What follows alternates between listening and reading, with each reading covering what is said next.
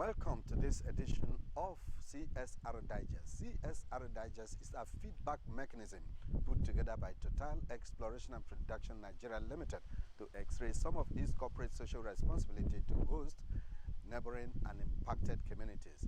In this edition, we are looking at Total Capacity Development Initiative through sports, and of course, the OML 58 football competition. The 17th edition just ended on Wednesday, 15th of January. And today we are looking at all the nitty-gritties, everything that formed that competition. Stay back and enjoy this episode. My name is Ndu Ajie. Performing the kickoff, Mr. Kell said the company is committed to encourage peace and reconciliation among youths from host, neighboring and impacted communities in line with this year's theme, playing for peace, reconciliation and renewal of our common social value systems. He maintained that since sports, especially football, is a unifying factor, it is pertinent to leverage on the game to foster peace and socio-economic development among rural communities. The Executive General Manager identified participation as the best part of the competition and enjoined the players to play by the rules, maintain friendship throughout the sporting period and beyond. It is against this background and our determination to encourage peace and reconciliation amongst our youth that we have adopted the theme Playing for Enduring Peace, Reconciliation and renewal of our common social value systems.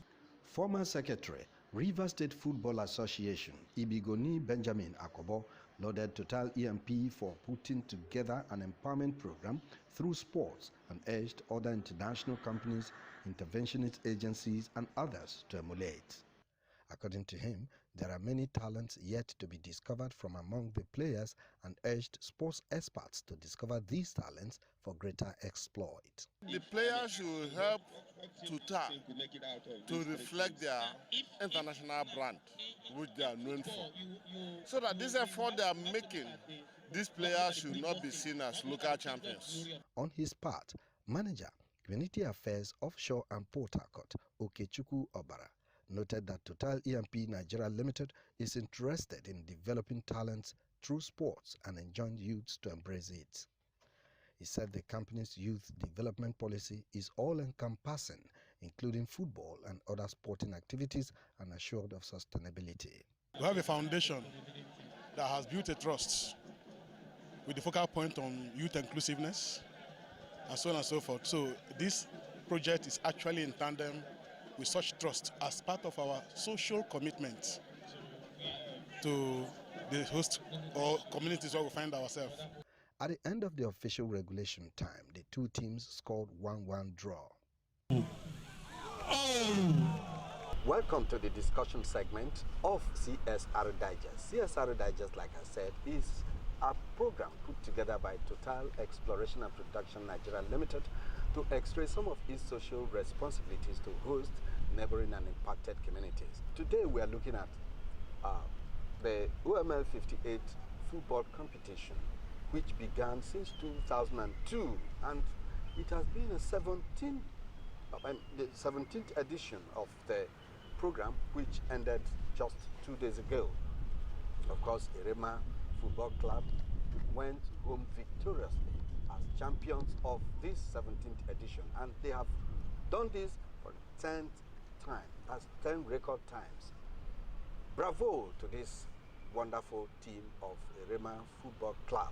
I have here with me a football analyst, a sports commentator, a sportscaster, and a father, a philanthropist, and a member of the LOC, that's Local Organizing Committee, OML 58 football competition for Total EMP.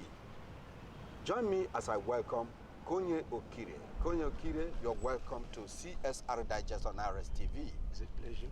Yeah. How would you describe OML 58 football competition as put together by Total EMP? The OML 58 football competition for host communities has been a wonderful event. Just like you said, it started since 2002 and is only on the 2000, it's only on 2016 that the competition was not played as a result of insecurity in the Egin area. Last edition that just ended on Wednesday, the 15th day of January 2020, was the 17th edition. Throughout this period, it has been a festive period because it is the most glamorous sporting event in the area. It is only the annual event that the area enjoys. We don't have any other football event that goes on in this area. Since 2002, it has given youth the opportunity to showcase their skills. It's been wonderful. It's been wonderful. Within this period, we've seen a lot of outstanding players, coaches, a lot of excitement, moments of joy, entertainment, name them. Total, I think I commend them for this idea of putting up together a competition like this. I still want to tell you that since 2002, Erema has been so wonderful. They've won this competition and they've played 11 finals, and only lost one. They only lost to Idu Community in the 2012 edition. Okay, fine. Like your narrative now, you said youths have been looking forward to having exciting time, and they've been enjoying since 2002, and then they've been showcasing their talent. How come there's high level of insecurity, high level of youth restiveness, given all these parameters? Why would they still be found in the area of youth restiveness? Okay, I think the OMF 58 football competition, I don't think is enough for, it's not played every day, it's not a daily competition, it's an annual competition. Okay. And the youth restiveness emanated from cultism, cult groups that see themselves as lords. So for them to register... And rivals. Yeah, so rivalry groups fighting each other at a time, it escalated from fighting themselves to kidnapping and to a lot of social unrest. So it can be tied to football because cultism has been there, but the moment they started this fighting among themselves, the area became unsafe, and even unsafe for everybody. So it's not, I don't think you can tie that to football, because the Total is playing every day, or even if they play every day, it's not enough to take away cultism. It's an activity that they enjoy doing, and all of a sudden, the cultism has been there. Let me inform you, it's been there, but from 2014 to 2015, we saw a different thing. Again, it took a very high dimension. Yes, we are not talking only about football. Total, there have been subsidiary companies that has generated employment for youths in the area. So people work, Poncelli, Saipem, and other servicing companies, geoservices, they come to the area, they employ our youths. So that all these things are put together, yet cultism became a talk of the day. It's something that, to me, it can be tied to football, because if most of them are not footballers, they only put themselves into this type of situation, and people became afraid of them. Everybody deserted Egin area, Port Harcourt, other states. Our people are there, and most of them till now have refused to come back. So I think your question is why all these football activities and restiveness is still going on. I want to tell you that football is not enough to stop this. Okay, fine. But in as much as we believe that football cannot totally stop what these youths are doing, has peace returned to Egin based on that caption? Okay, I think that caption was on the aftermath of the court activities. Total caption that playing for peace, so that youth can have a rethink. Those who, because most of the players, their brothers, their friends, their cousins, their relatives are involved in these cult activities. So tagging it playing for peace is a way of creating awareness to people that we cannot enjoy life when there is no peace. And football being a tool, even in the world. You can remember some times ago when USA and Iran was having problem. During USA 94, they played, and the other country did not say, okay, because we are qualified, we are not going. It united them, and you know, before USSR has been a war zone, but Russia just hosted the world. So that is what football brings to people. It is a uniting factor. So I think I told the line of Total to have tagged it playing for peace. And I think this, I must tell you, last edition was the most peaceful. There was no gunshot, nothing throughout from the kickoff, the first match on December 12th until the last day, which was just 2 days ago. Between 2002 and 2020, or 2019, which is the 17th edition, have you been able to spot out talents that could stand the test of time or the test of football anywhere in the world? It's interesting. I think if I must comment on this aspect, that's the only area I see the OMF 58 is failing. Okay. That's the only area I see we need to do more. Since 2002, we've produced talents. When I mean talent, remember I am also a member of the Nigerian Football Referees. I have officiated in the Nigerian League for 11 years. And the players I see that play in the league, most of the players that have played in the OMF 58 competition are better. The difference is that they have been given the opportunity to play in the league. And when you are playing constantly under a trained coach, you will improve. But in OMF 58, I think this is the area that I think Total need to do more. How? Yes, they should make coaches and scouts be aware of this competition. There should be enough publicity to this competition. Before the competition kicks off, it should be given enough publicity so that these scouts, these coaches that parade in the Nigerian League can come. If you are a good player and nobody is watching you, your effort is in vain. So what you are suggesting is Total should be able to engage the services of these coaches, these experts, at least bring them to scout for talents. Is that what you mean? Yes, what I mean is, yes, most of the coaches sometimes are not even aware that this competition is going on. So the first point is that there should be awareness. There should be awareness. When this competition is about to start, not just the fire brigade approach we saw last time, where you see four matches per day. Assuming you are a scout and you are to face 4 venues, where will you go? So I think if the competition, if they start early, they can have just, okay, at most 2 matches per day. A coach can watch 45 minutes in one center and go to another center for 45 minutes, or even watch a particular center one day and another day you go to another center. But having 4 matches per day, I'm not a fan of it, because it won't give people the opportunity to watch the players they like to see. If my community is playing today, but there is one fantastic player in the Rema team, and my community is playing today, Rema is playing in another venue, I will want to watch that of my community for the passion I have for my community.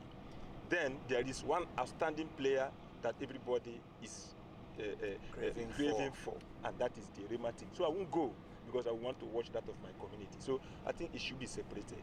It should be separated. Okay. In conclusion, what you are saying is that there is one thing to have talents, is another to have someone, an expert, who will identify the talents and make use of the talent.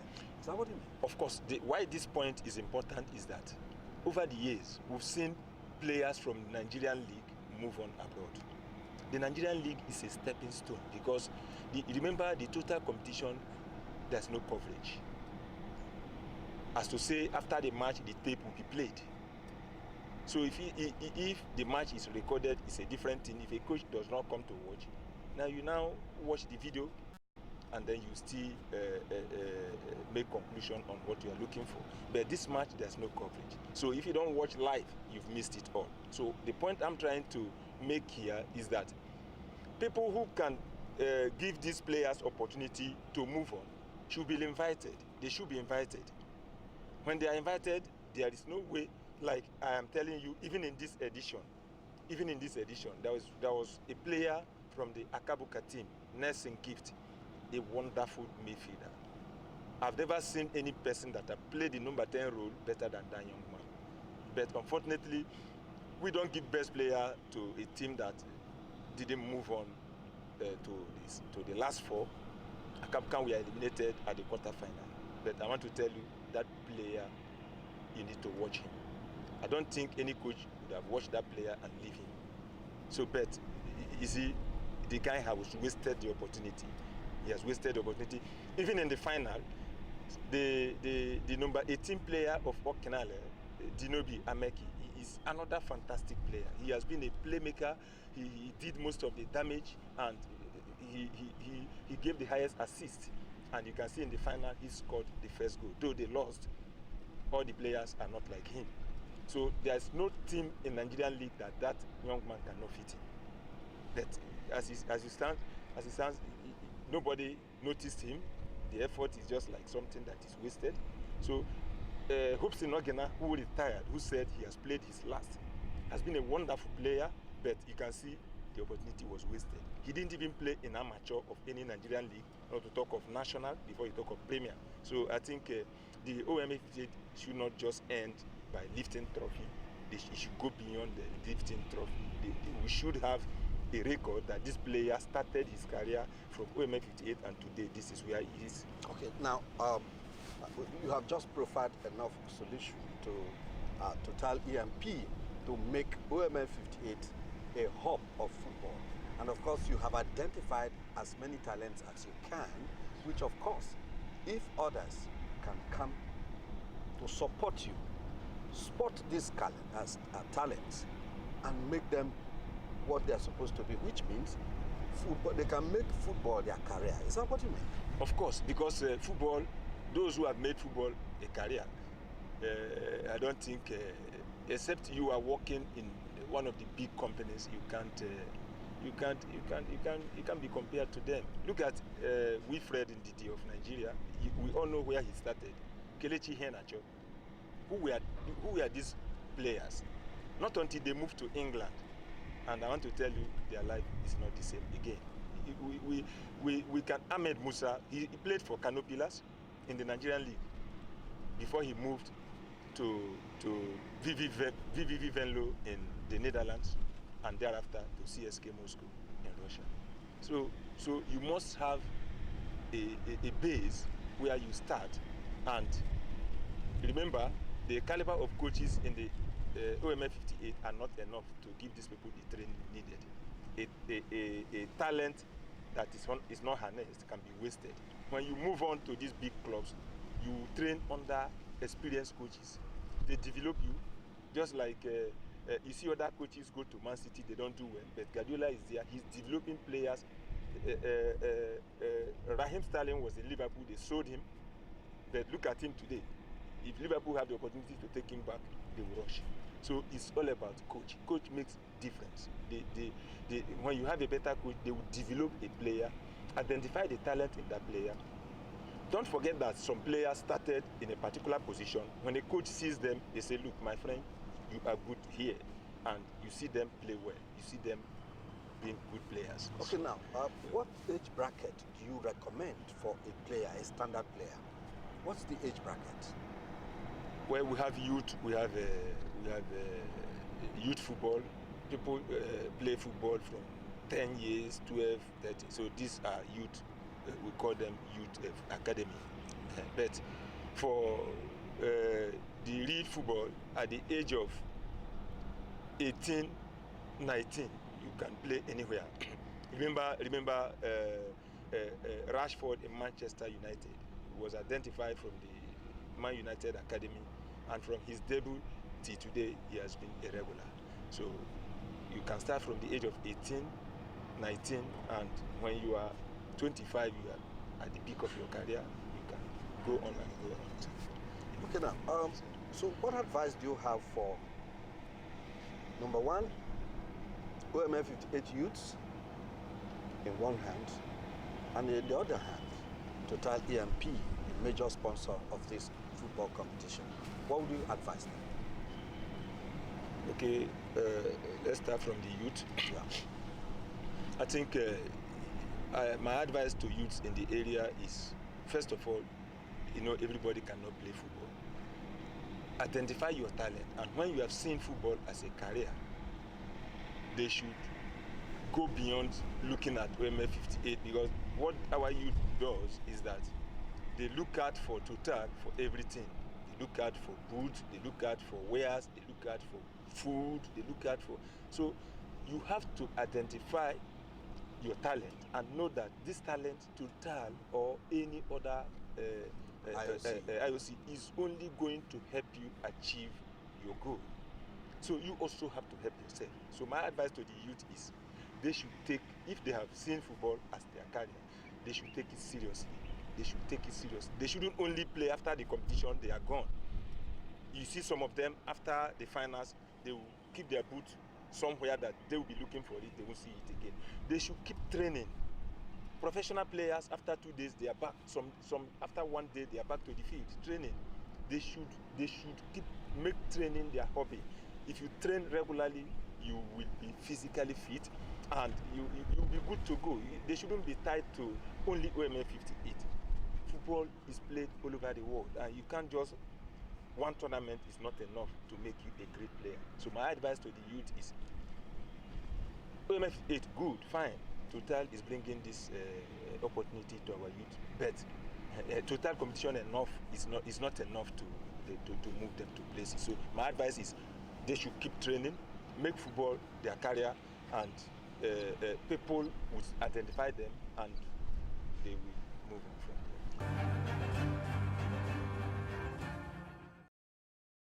Addressing players and spectators, Deputy Managing Director, Port Harcourt District Total Exploration and Production Nigeria Limited, Mr. Gulamed Lau, expressed his company's commitment to continue to identify with the youth in their effort to carve a niche for themselves through coordinated sustainable sports development programs.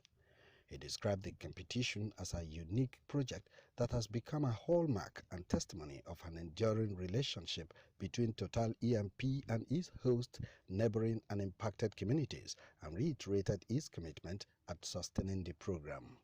You should be assured of the commitment of the management of Total EMP Nigeria and all our joint venture partners from NNPC to continue to identify with our youth in their efforts to carve a niche for themselves through coordinated sustainable sports development programs such as this one. Chairman of the occasion and former Secretary, River State Football Association, Benjamin Akobo, commended Total Exploration and Production Nigeria Limited for its continued support for grassroots sports through constant engagements, and charged the youths to take advantage of the opportunity to rise above local champions to international ones. He enjoined local talents from OML 58 communities and others to proceed to Port Harcourt for the ongoing registration of talents for the Governor's Cup, and lauded Governor Nyesom Wike for promoting sports development in the state and beyond.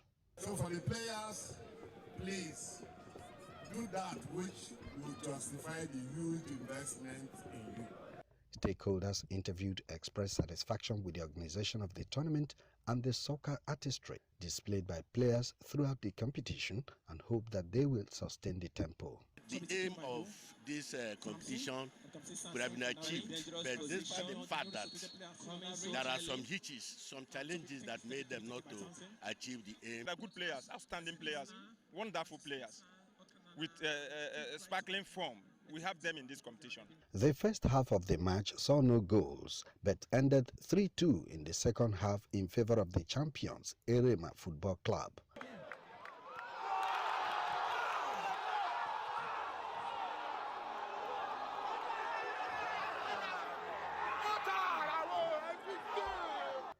It will be recalled that Erema Football Club has won the tournament for 10 record times since 2002. Okay, now, Erema Football Club won this competition 10 record times. What do you think is their secret? And what advice do you have for them? The secret of Erema, as far as I'm concerned, has been commitment. Commitment. Erema, they put everything they have in the competition. Both their players, their fans, the communities. When it is football, you don't know who is chief in Erema. All of them are supportive of the team. They give support to the team. What other communities don't do, Erema do them. Erema mix experience and youth. In every year, you will see the young ones, you see the veterans, and they train. Erema train more than every other community. They don't just train only when OMF 58 is set. So their record 10 times is not just a jamboree. They worked for it. What can you recommend that will make this region a football hub? What to do is after every competition, they should identify, they should have a team. They should have a team of the year, which total have failed. There should be a team of the year. People selected from across all the participating teams. And then you give them a leverage. There could be a coach. These people should be camped. They should keep training, and maybe from there people will pick them. Not just after giving them trophy and that is the end. There should be team of the year. In the English Premiership, in other leagues, they have team of the season. They select from all the clubs, and to them, those people are outstanding. We have outstanding players. They should be put together as a team, irrespective of the communities where they are coming from. If we have 5 good players in one community, we should pick them. And by so doing, people will know that Total have a team, and scouts can come to their training ground and pick these players. All right, with that, we conclude this edition of CSR Digest. CSR Digest will come my way again next week, God willing. Advice has been given to the sponsors. Advice has been given to the philanthropists in that area. Talking about OMF 58. Talking about all the chairmen of the local government area that make up OMF 58. To borrow a leaf from other LGAs, sports analysts, sports philanthropists, come together, make your own contribution to the development of sports in OMF 58. Don't leave it alone for the multinational company Total EMP. My name remains Nto Ache.